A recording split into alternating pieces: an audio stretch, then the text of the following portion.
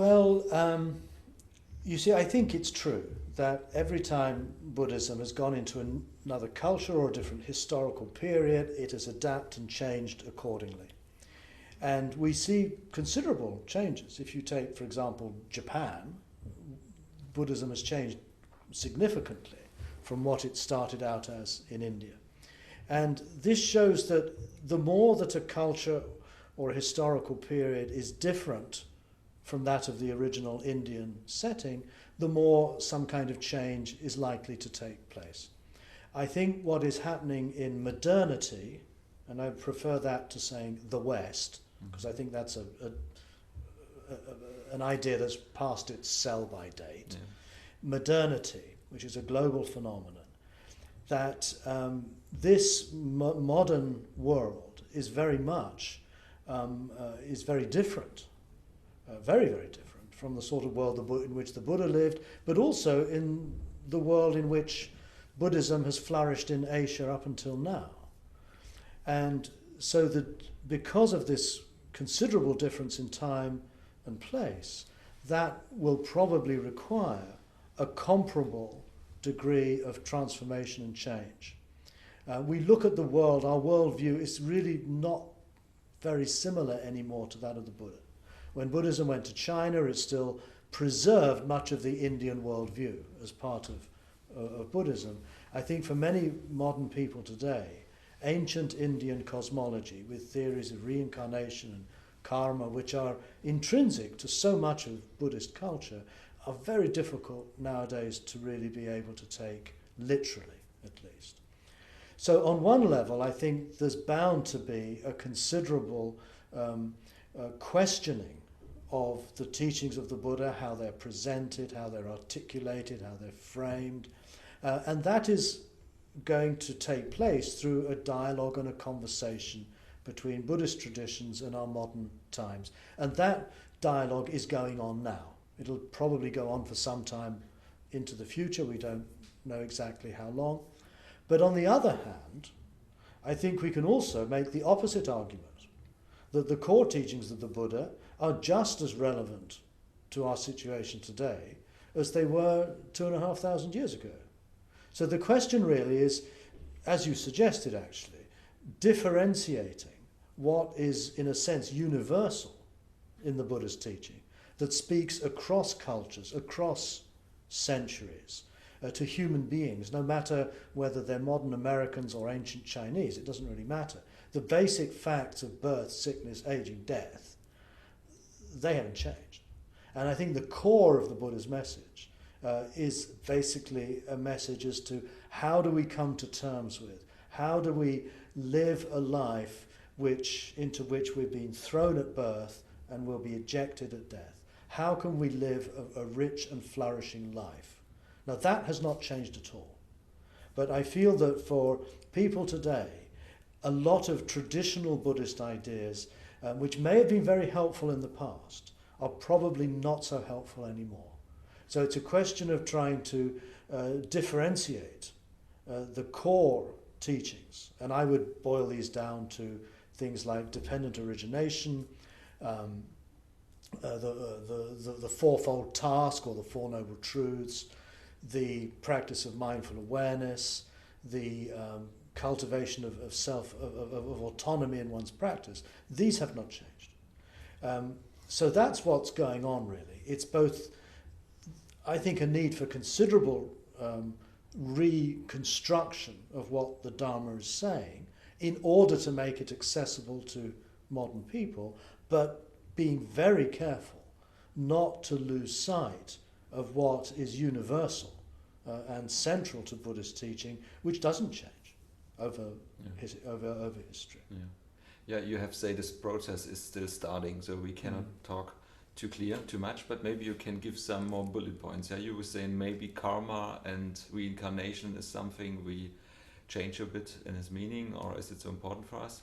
You think there are other things also? I was in Asia, and I think what is also a big difference, like hierarchy systems and also the relation between a teacher and a student. So I grew up in a system, I will easily, even you, ask you how are you and how is you developing in your spiritual life.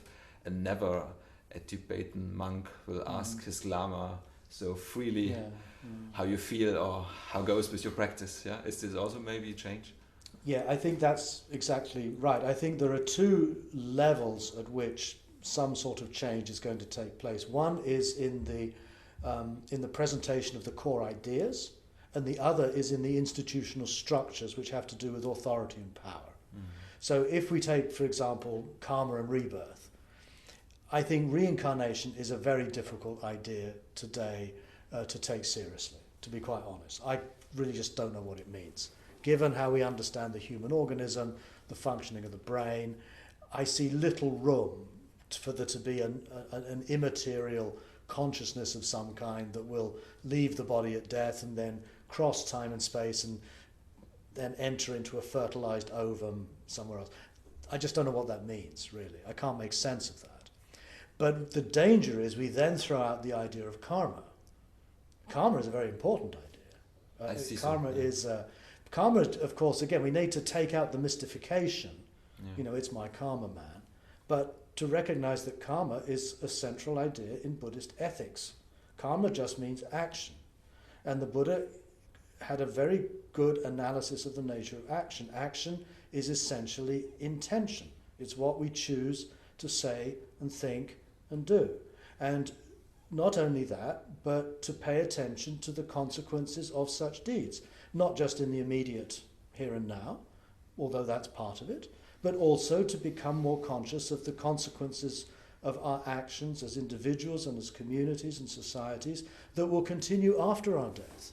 I think that the principle of karma, responsibility for one's actions and a clear consciousness of what results our actions bring is very important. But the Buddha says in some of the earlier texts that this is something we can know for ourselves. It's not some mysterious, mystical kind of law of nature.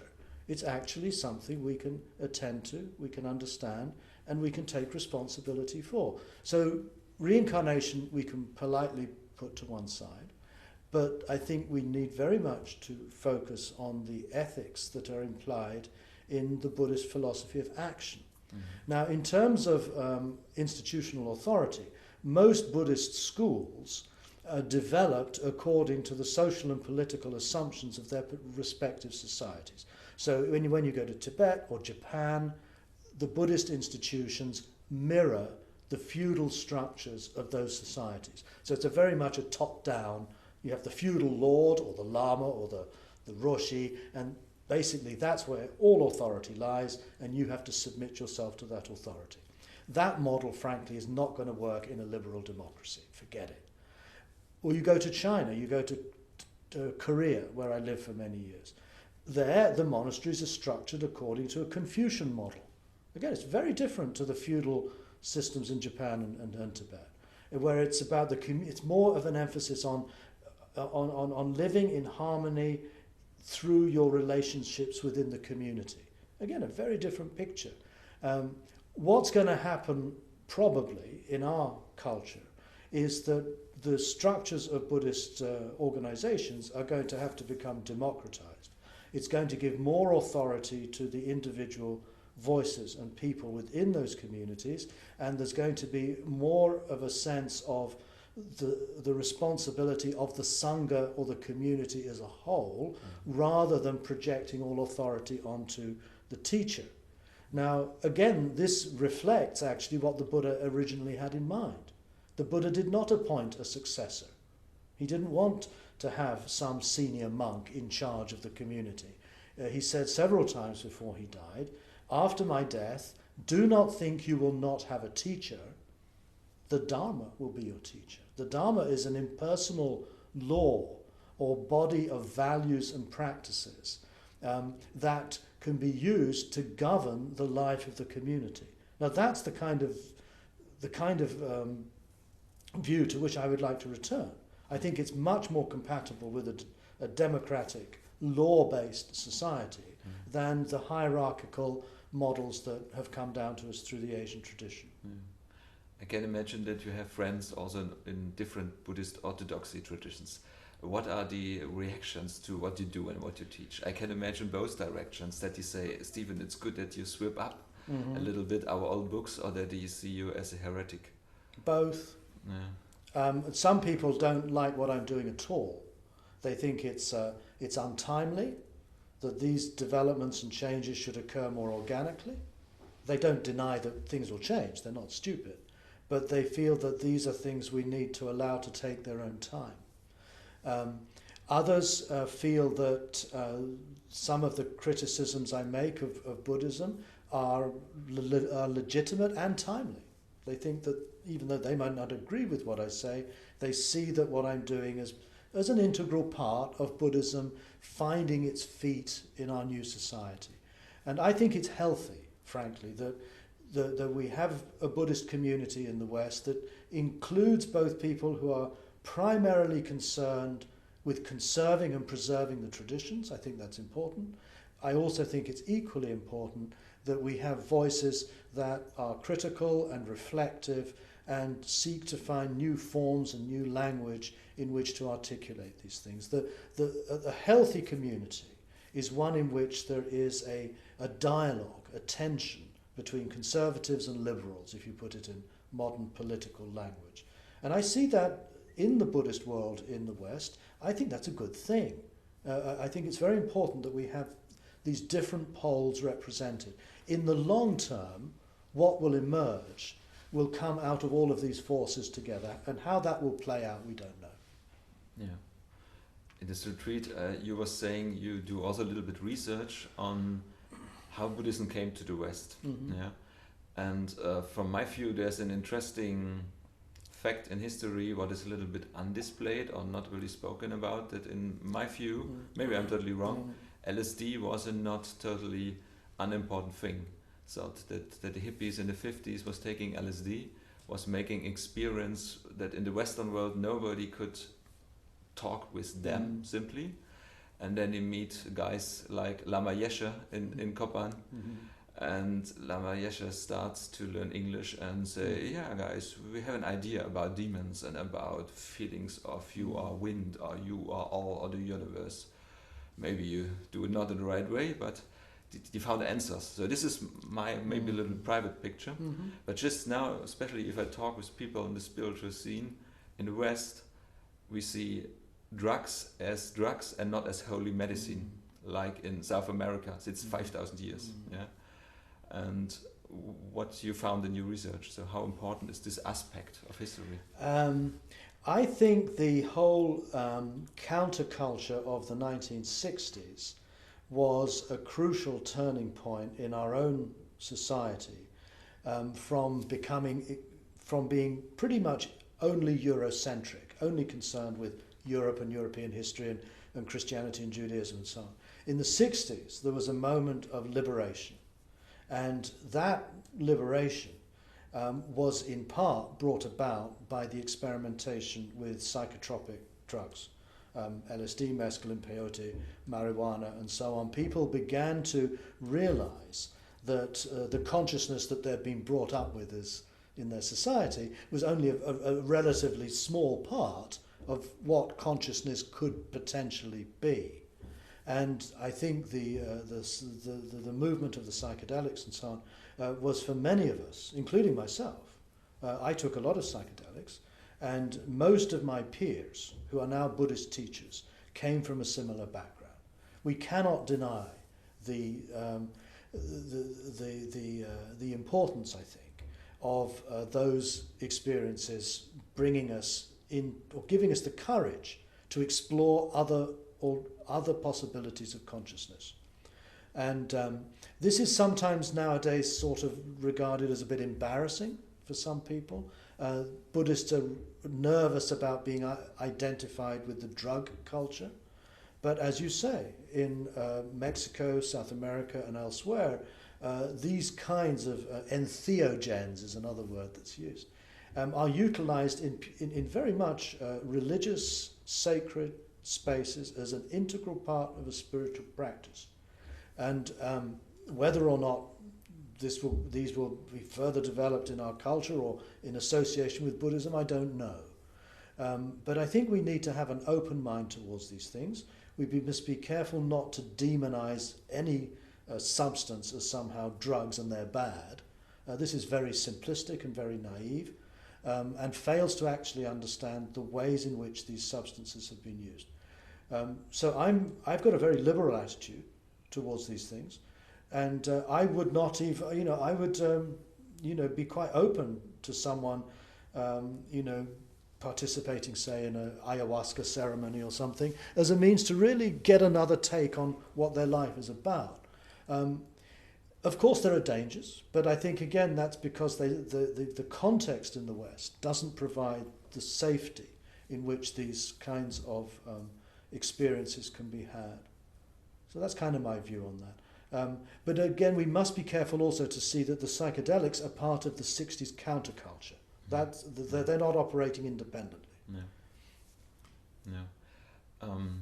Another question, if we look to how Buddhists came now to the West and what is our job or what we do, how beneficial do you think what Ken Wilber has done? So, well, I think Ken Wilber has certainly written some books that have opened a lot of doors to a lot of people to think in a very different way. I'm personally not a great fan of Ken Wilber's writings. Why? Yeah.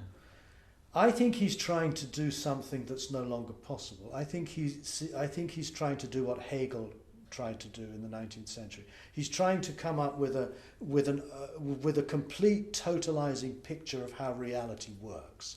And I would place myself more on the postmodern wing of modern thought, where a postmodernist, in the sense that I no longer believe that totalizing systems of the world are any longer viable or possible or even desirable.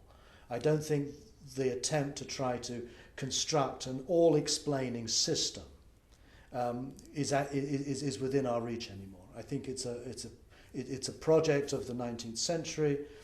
Marx also tried to do the same thing. I question that very much now. I think we have to have the humility to recognize that our knowledge will always be partial, and also will not always be in accordance with what other people believe. I think we have to learn to live with difference and diversity and conflict, rather than seek to overcome such things by imagining a totally coherent, all-explaining philosophy of the world. Yeah, and can you see, that was my view, this Hegel project, in my view also most people not get it. Yeah, I meet not many people who was reading Cosmos, how was the name of this big book? Yeah, Sex, Ecology, and Spirituality. Yeah, so, yes. But I think a lot of people get this message from that, what he was finding out was like a view to the world, to outside and to the inside. Yeah, so like quantity research and quality research, something like this. So for me, it brings a little bit of fight to the end, especially in medicine, between alternative medicines and usual medicines. Yeah. So with the Wilber view, he was saying, okay, you have this kind of eyeglasses and you have this kind of eyeglasses. So this was, it's only assumption for me. This was useful, and many people have integrated in her how they be in the world. And I think also from my personal, it was after reading Ken Wilber, I was not hiding myself as someone who's interested on spirituality, on a Western academic level. Yeah, I grow a little bit up with my self-insurance. Yes. So you don't know nothing about Buddhism. That's bad for you. Something like this. Yeah, and before I was running away to talk about this. Yeah, I think that's good. But I don't think he's had as much impact as perhaps he aspired to. He's not been taken seriously by the broader philosophical community. I've also been influenced by Wilber. I mean, I read a book of his called No Boundary many, many years ago, which I think he's no longer maybe even so keen on anymore. But that was very helpful. I think he has opened a lot of us to think in ways outside of the Eurocentric box. But frankly, one of the philosophers I find most inspiring at the moment is Peter Sloterdijk, the German philosopher. And his recent book about how to change you must change your life in English. I find that actually it's a very ambitious project. But it's again brings into philosophy, or brings back into philosophy, the idea of practice. That to me is essential. One of the other forms of philosophy that I'm drawn to is that of the Hellenistic philosophers, the Epicureans, the Stoics, the Skeptics. I think we had a philosophical tradition in the West that started round about the time of the Buddha and carried through to about the 6th century AD, which thought of philosophy as a form of self-transformation and practice. Sloterdijk, Michel Foucault and others are returning now to these streams of thought in our own culture.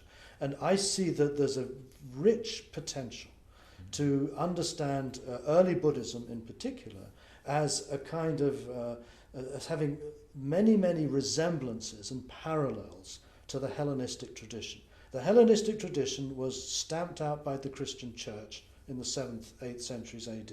We then went into the Dark Ages.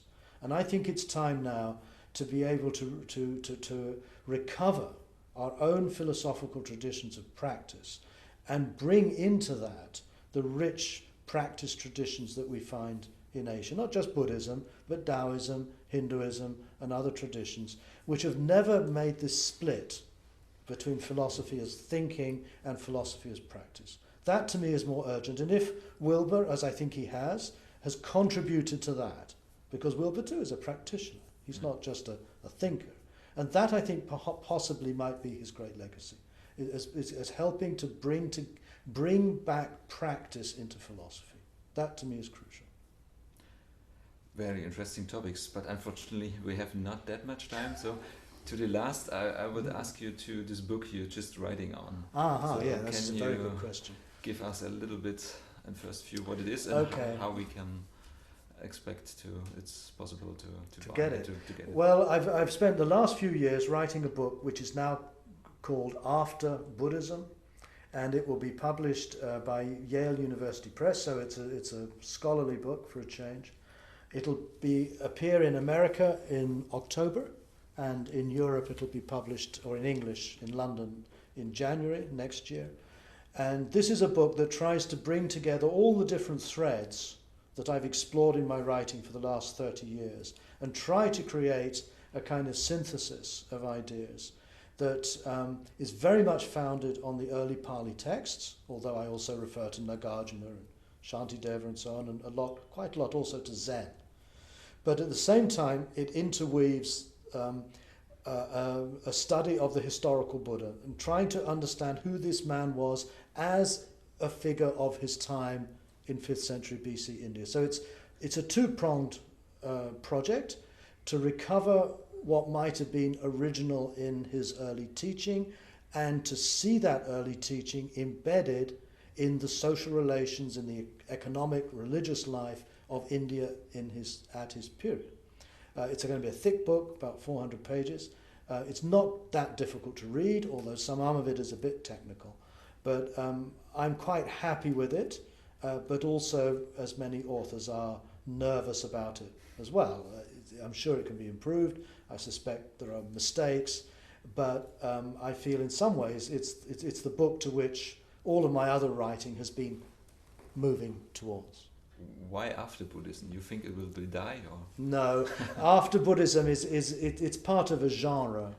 There's a book called After Virtue, After God, After Christianity, After Mindfulness. It's a device that I think is quite a useful device because it's saying after Buddhism, but although it says after, it's still tied to something that went before Buddhism.